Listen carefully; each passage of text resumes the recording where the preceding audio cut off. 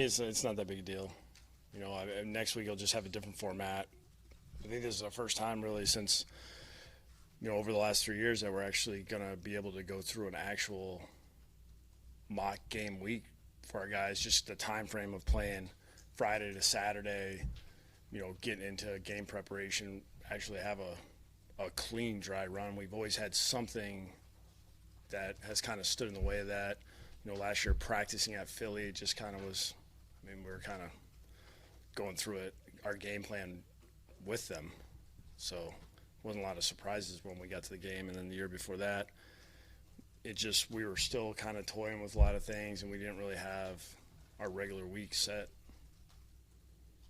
Do you have a feel or understanding about who this team is identity-wise? I still think it's going to take a little time, at least I shouldn't say that, the next couple weeks to really define that, and I think our coaching staff has a better feel right now, but I still think we're trying to sort a few things out of who our starters are going to be and who our role guys are going to be and what they're going to do.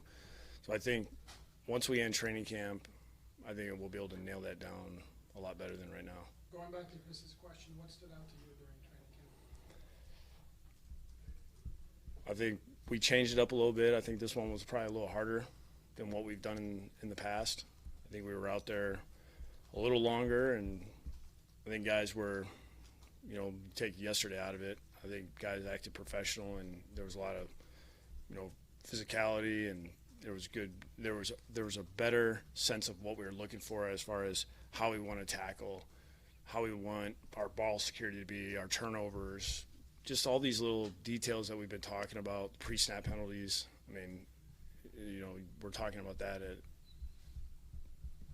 a rate of, I don't even know the word you use. So, but we had a very good, point of emphasis in this camp. The first year we were trying to figure things out, like who are we and, what do we need to work on, who's staying, who's going. The second year, I don't think we were as clear as probably what we needed to be. I feel like this year everybody's on the same page. We all know what we're looking to do. You mentioned yesterday Wilkinson's decision to cut skirmish. It was time for us to move on. So, I don't really think I need to get into more detail than that. It's part of the NFL. Adam, more than just has the blocking of Durham translated from college to here, Durham Smythe, and is he as good a blocker yet as you have at the position? Obviously, Marquise and some others are good blockers as well. I do think it's translated. There's been a large amount of time where he's done a really good job. I think anytime he gets thrown in there with that first group, that's really the big test for him, where he has to play fast and he can't, if he thinks too much, you're going to pay for it because those guys are coming off the edge hard. And I do think what he did in college has translated to the NFL. Was it more than just the one incident that you mentioned yesterday? Because you seemed like maybe you were irritated in general by yesterday's play. We moved on, and it is what it is. I know you want more, but that's all I'm saying about it. What can you share with us about the quarterback plan for this preseason game? Nothing. Not yet, okay. I'll ask you about They're all going to play. all play, okay. you said you didn't want to rotate, and then you rotated. I lied. No, I didn't. No, it was. Our plan was really how many plays, and how the feel of the game was going. So it kind of changed. It was really more me than anybody of who was going first, how long they were going to stay in, and then I think I just kept flip-flopping as far as what I wanted to do, and kind of waited to game time to kind of feel out the game and go, all right, this is what I want to do. This guy's up. This guy's up. So I felt like it worked out. We got both of them in a rhythm. It took me a little longer with Brock, but he ended up having a 17-play drive.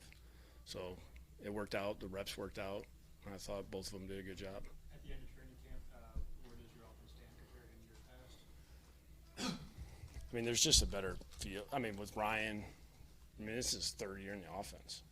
So he's at mentally a different level. He's able to really help so many guys out. And I think just a couple of the moving pieces we've had, those guys have done a good job picking it up. I mean, this offense isn't too far off from what Danny's already done. Communication between whether it be Ben or myself or Sean, it's easy for us because it's probably easier for me because I can still talk to him in some of the terms that he's used to and translate them over for him. And then I think Albert's done a really good job of grinding out the playbook. He's very, very prideful in making sure he's not making mistakes on the field.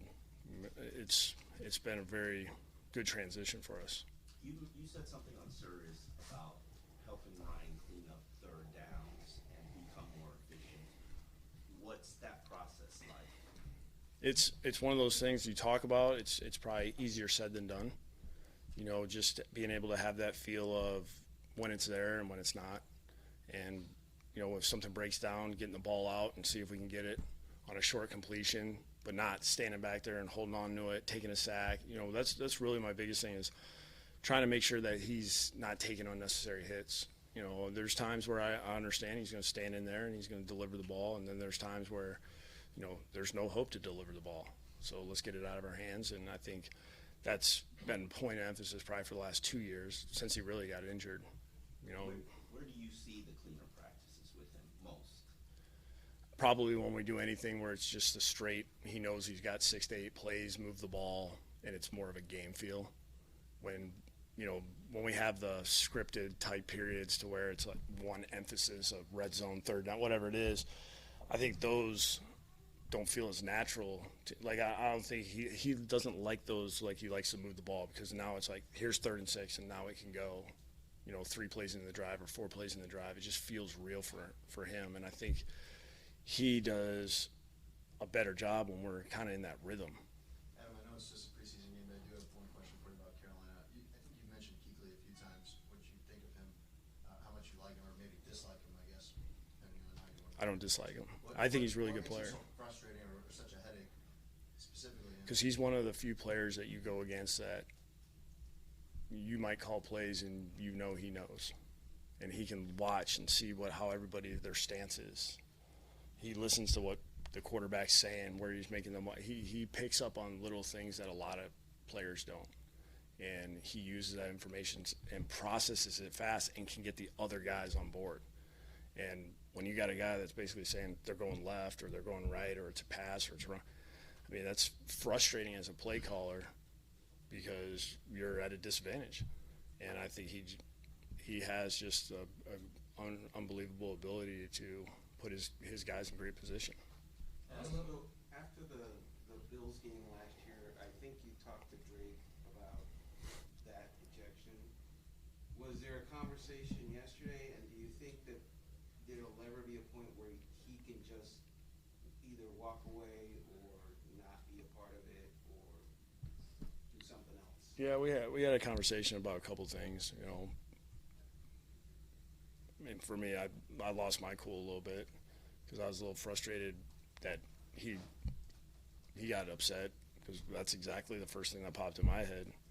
You know, it's a little harder to call plays when he's out of the game, you know, or he's not even available.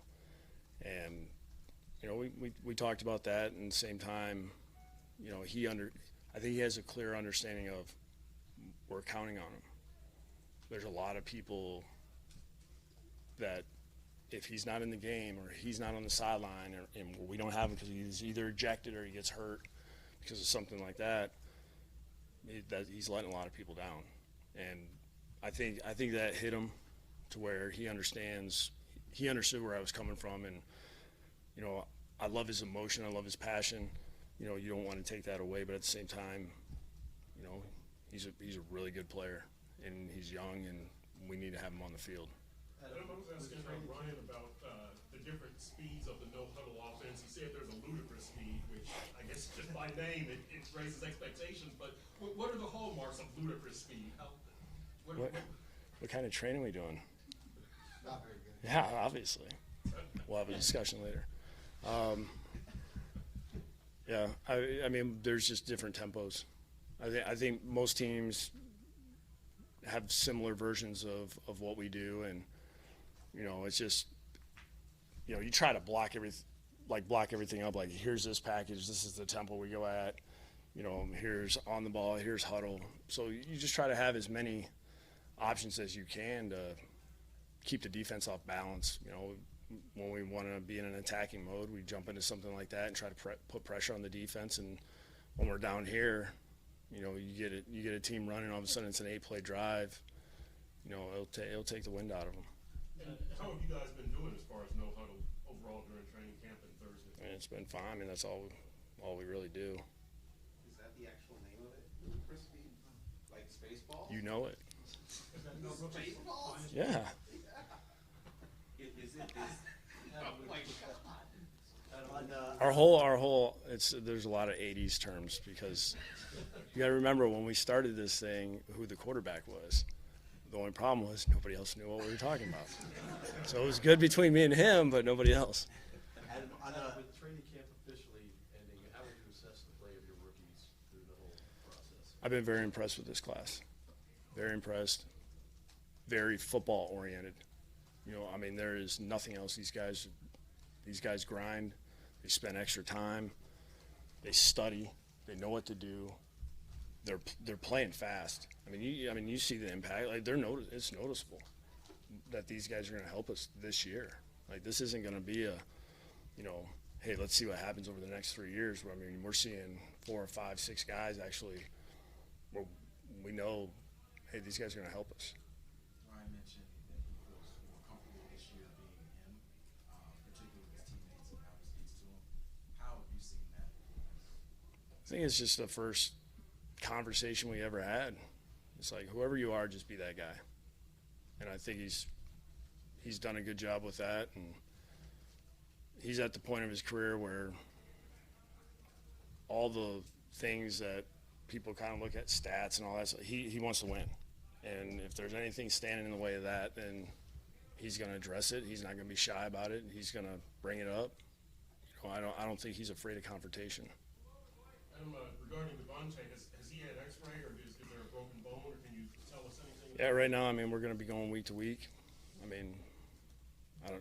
Right now he wouldn't be able to catch the ball, so we'll just keep evaluating that, and we just need to make sure that we keep him in great shape, and when they tell us that he's good to go, then we'll have him ready to go. Couple more guys. I'm not going that far ahead right now, so. Was he injured on that play where Xavier broke up the pass and it looked like he came down hard? Well, yeah, I think his hand got stuck in his shoulder pad. It was a very odd-looking play. Adam, changing tempo a bit, a weather question. Week 1, end of training camp now. Week 1 last year was actually postponed by Hurricane Irma. This is the Weather Channel. What's the mindset? I got a heads up. I was ready. What's the mindset going into impending weather as the season? I want it to be as hot as it could be. For me, that I love being able to train down here. I love the fact that our guys like being down here, and it's hard. There's nothing easy about it. You don't have to worry about creating adversity down here because you get it every day. You walk out into a sauna and then we're going. And there's been some nice hot days. When you're a coach and you're standing around and you see those guys that are sweating, you can't imagine what the guys that are actually in full pads. It's probably 1,000 times worse. But I do think when we hit the game, these guys are in great shape, and that's what we want. And to me, I kind of compare it to training in altitude. It's just a different feel, and I think it's an advantage for us, and that's why I do like going on the ball and try to get as many plays as possible. We just need to have success doing it because, more first downs we get, more time in possession we get, and gives us a better chance to wear down the defense. Adam, beyond Fales and Sonoris, seems like a couple other offensive guys who've improved. Asiata, Owosu. Would you agree with those two? Anyone else you throw in that mix about guys you've really seen growth? Did Perkins set you up? Does Perkins set you up? So ask me that question. It's clear that he's doing a more effective job with run blocking. I think those guys have done a great job. With Francis, obviously a guy who didn't play a ton at Stanford, didn't have a ton of catch. Have you seen growth there that intrigues you? Yeah, I know this. He's been a guy that, when Rizzy likes a guy, we're going to hear about it. So now he's getting those opportunities on offense, and it's all about the adjustments. When things change, can you adjust? And when you get your opportunities to make plays, are you going to make them? And I think in practice it's been a little inconsistent, but it's like right when he went in the game the other day, I'm going, I know this ball is going to go to him. I had no idea what the coverage is going to be, and he does what he's done the last time he was here. He makes plays. I wanted to ask you about the preseason. I know it's like asking somebody to go out with you on a date when you're trying to arrange those preseason games, but you're playing two of the teams that gave you your toughest games last year in Carolina and Baltimore. Is that coincidence or just Baltimore, we were actually trying to set up to where, we had a chance to go to them. It just didn't work out with, how preseason it seems like there's a lot of conflict to schedule with things going on at their stadium, our stadium, things like that. I love playing Baltimore. I think it's always a great challenge for us. I mean, Coach Harbaugh has done it's obvious that he's done a great job there, and their attitude is, one of those attitudes that we're striving to get to where, there's tough, physical, smart, do things right, competitive every week. And, that's why I love playing those guys. And Carolina, it's just, it's kind of a location, but at the same time, we're playing a good team. And I think it's a different team for us to play, especially for our defense because, they have a new coordinator this year, but, anytime that you can go against Cam Newton, I think it's a great test for our defense because he's a hard quarterback to defend. All right, thanks, guys. All right, guys.